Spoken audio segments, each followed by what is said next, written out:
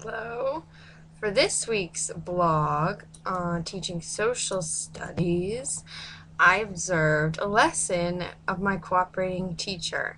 And for this lesson, the main activity, the fun activity was concept attainment, which is something that we've done in Dr. Hicks's class.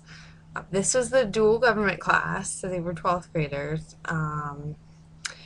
And so let me answer the question. So what were the lesson's objectives?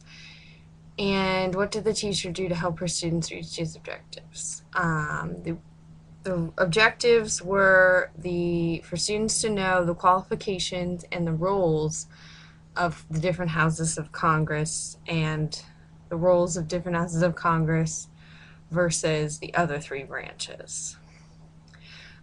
She first had them do 2 concept attainments that weren't, well, one was unrelated to this, just to get them to practice how it went, and then the other 2 were directly related to those objectives. And the lesson was organized. She did the concept attainment first, and then she gave them an example, one from group A and group B, and then from there they just went crazy trying to figure out which one fit in what group.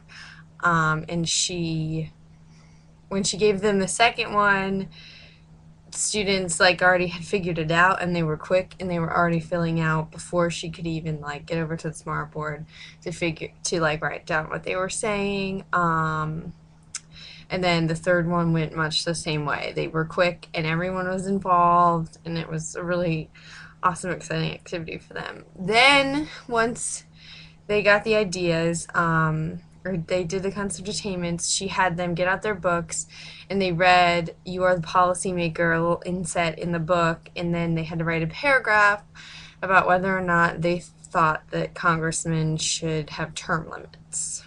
And then the class was over. So the students, like I said, the students reacted really well to the lesson.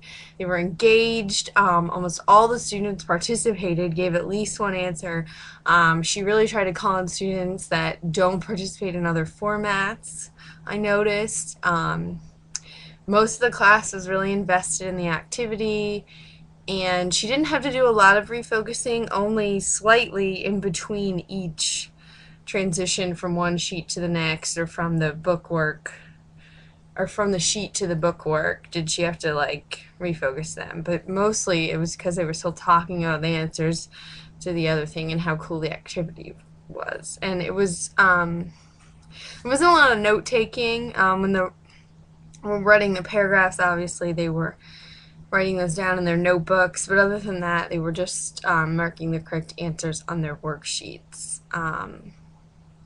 And I would say this learning experience was very successful because of the verbal engagement of the students that I saw, and the excitement level in their voices, and some kids were hopping out of their chairs trying to get the right answer, so they were really excited about it.